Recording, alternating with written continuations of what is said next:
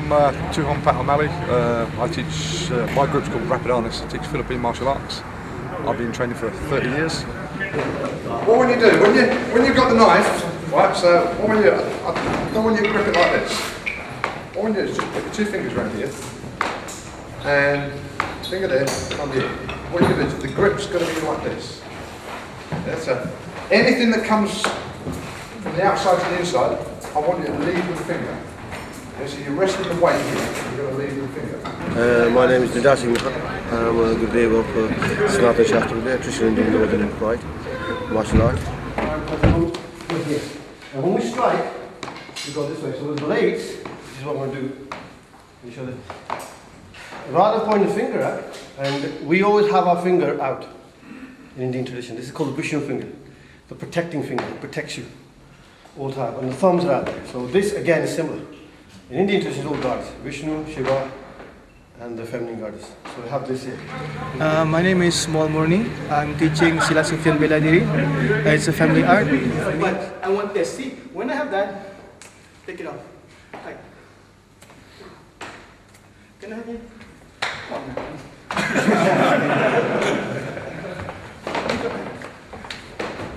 Just this for Bishop. Tight. Tight. That's it. Right up. Should I use two hands? You use two hands? So, like, there, yeah? See?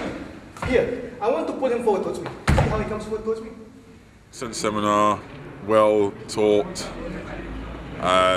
The material was good. Right, guys? So again, I could be here. See, I could finish him off here. There. Boom. There. Back of the head there. Right, guys? I could finish it from here. There. Right?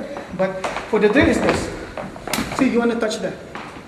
Alright? Once you touch there, see, I hit the head. Then I'm here. Yes? Okay. So I'm doing this, boom, there. So when I grab him here, how I use my whole body weight on his shoulder, there. One, two, three. Even before chopping this, you dislocate the ankle. You know what I mean, guys? Yes? After you do that, see how he exposes everything? We have natural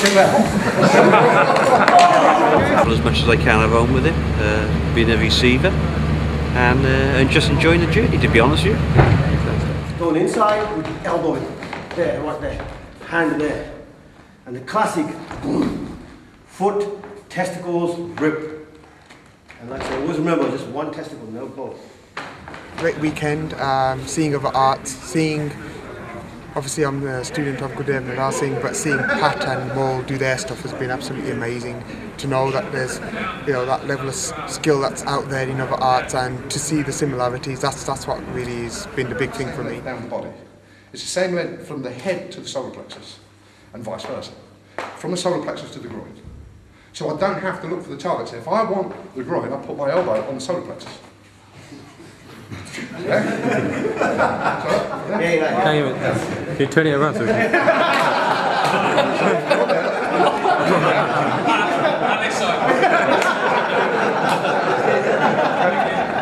Also, if you look at, this is the same length as well. Elbow is across the hips. Same length as the thigh. Same length as the shin. Yeah? So your body is actually equally proportioned. So if I want his face, I put my forearm halfway in. That gives this. I don't have to look for it. So I use this as my measuring stick. Yeah, amazing seminar. Learned a lot, met some great people. Immense amount of knowledge here. Desperate to do the next one. In fact, I think we should do another day. I think we should stay for another day. Maybe not so much pain next time around there. There's an awful lot of pain dished out in this one, I think. But, great guys, a lot of knowledge, opened my eyes to a lot of things. Just a brilliant weekend. Now from there, rather than drawing back, because that takes time, I literally switch to the thumb. Yeah? So I'm not putting my thumb here, I'm just putting my thumb there, and what I do is when it lands here, I let this tighten my grip. Just lift there. Yeah? I'll do the same thing here. I keep the thumb here, and then what I do, as it lands, I make that tighten my grip. In. My blade comes in here, so he can get active as he wants. As he gets active, so I get here. I make sure he has to go through my point. There, my point has to get through. Now here, that blade is coming here. If I try to go 45 degrees, the other hand will get intercepted, and that's, I'm dead. So what we do is, we go here. So for safety reason, go for the shoulder towards the floating ribs. In reality, you hack for the neck. Alright guys, when you hack for the neck, this is where, like what Gurdev said, you have to measure the movement. You cannot just go and you just step into that way. Techniques can be very similar, but I find it's the cultural differences that make the flavour of the martial art. Hit him to the neck, in reality, I knee this, boom. I give him a dead knee. Here, 1, 2, 3, there's 3 strikes there. The first strike should finish up the fight, this one. Boom, this should finish up the fight. Whatever happens after that, everything's a maybe. Right? Because, again, like yesterday, this is all you need to hyperextend it. Once you extend it, regardless of how he is, this will not be as powerful for the next fight. Right? So, yeah. There, stop. So I missed the line that's through. Here, I use the grab on the lock on us, we move it. There, boom, bang, that's it. Go. Solid punch. Yeah. One catch up behind you. I'm just using 6 counts of base, so I'm going 1, 2, 3. If he hits with the other one, 4, 5, 6. Then if you look at it, I'm just positioning to the outside. Right. But what I want you to make sure you do, anytime you put your hand here, don't put your arm in too deep. Yeah, because I'll do it on this side so they can see on this side as well. When I go here, if I put my arm too deep, if he starts to pull back or drop, look, he's got my elbow. Yes, so when you come in, what you do is you place your elbow here. Yeah, just under the armpit. There's 2 reasons for that. One, you have to get off and pull this arm back. So pull your arm back. Yeah, so look, you can't pull back, pull your arm back. In order for him to hit with this one, he has to pull the shoulder out. So what I do is I put this here. I relax to let him think he can hit. When he goes to hit, I know. Yeah, so what I do after that is really up to me. From here, I can do anything I want. Yeah, and it's the basic law of physics. Yeah? 2 objects can't occupy the same space at the same time. Yeah, so once I start to move, I'll move in to his space. When I look at the Filipinos culture and the Bruneian culture, etc., so when I look at our traditional sea cultures from the Punjab, and you see there's a lot of similarities here. So I'm interested from the perspective that I do martial arts because I enjoy martial arts. And what I see in Pats and what I see in Mauls, what they practice, I see that same commitment, same what you call passion for the arts, and I just enjoy it. So I'm doing it personally. I'm just here for the enjoyment of the martial arts. No other reason. It's the same here. I just enjoy my training. That's why I've been doing it for so long. I'm still researching it. You know, but I like the fact that the underlying principles of each group was the same. I actually think you could put each of us in each other's arts and you wouldn't know the difference.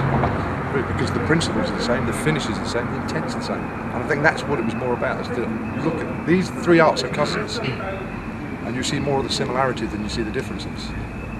Gurdev and Tuhon Pat just said is exactly what I think. But what's more important is that we have a passion in martial arts. So this is what's great about what we're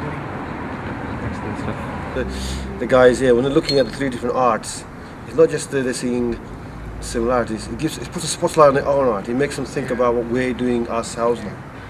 If Maul's doing something different, I ask myself, why is he doing different?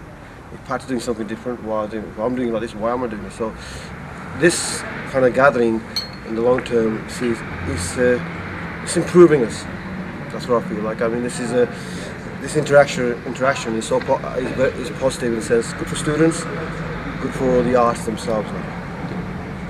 What's amazing for me is that I get to learn the culture and the history of each art.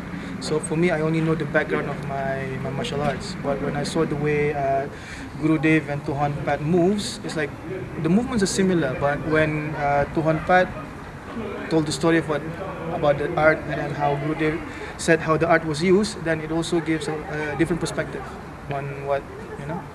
So that was what's good for me. I learned more from attending the seminar than I'm just doing my bit a little bit. So I'm here to train with them. I mean, I've learned from both of these guys as well. I mean, Gurdev, one of the best guys I've seen, and Master Maul, not just Maul. I have to say, I've seen a lot of Silat instructors. He's the best one I've seen so far. You know, he's entertaining, he's skillful, and he's just looking at the cross cultures as well, but you're also seeing where the cultures actually link together as well over the years. And it's nice to share a room with other people that have got a passion about what they do. And I think we actually trying to give that to the students. That if you have passion, you too can be at the standard that we are eventually by training and have that passion. Yeah. In the past, if you look at all the past arts, like art, we've got 10 styles, hence 10 different masters and many masters taught. And in the past, the arts have always grown together. People have always linked up, and that's how we progress. And yes, martial arts can progress. They don't have to be set, and we will progress. I'm here as a Pat student and Maul student. No, we're here as each other's students. Like, simple as that. Like. You see that we train with each other when each other are instructing. So when Tuhon Pat was teaching, I was training as well. When Gurdev was teaching, I was training as well. We're all students. That's all it is. So we're not here to show off against each other. We're here to support each other. Yeah, and by doing that, you'll see that each art is benefiting. Everybody's learning. Everybody's all warriors compare my techniques like this techniques this. The thing is understand why they're like this. And what we're doing overall, by having 3 different great traditions, all tried and tested battlefield traditions and philosophical, historical to come together, what we're doing is we're getting a far greater understanding of martial, I can say, culture and arts than we would ever do sitting in our own little corner.